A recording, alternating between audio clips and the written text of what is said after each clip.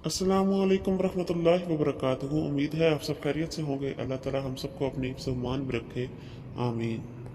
नाजरीन, छोटे बच्चे घर की रौनक होते हैं। बच्चे घर पर खुश हों तो घर बहुत ही खूबसूरत लगता है, लेकिन अगर बच्चे किसी तकलीफ में हों तो घर का सारा सुकून ख़त्म हो जाता है। घर में कुछ अच्छा नहीं लगता अगर बच्चा रो रहा हो या किसी तकलीफ में हो।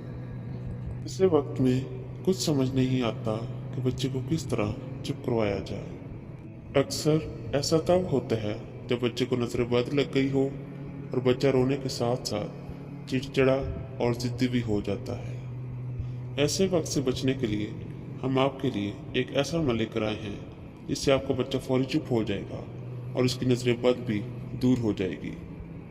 ये अमल बच्चों के अलावा बड़ों के लिए भी है, क्योंकि नजर बद तो सबको लग जाती है और नजर बद की वजह से अक्सर बड़े भी चिड़चिड़े और बदतमीज हो जाते हैं।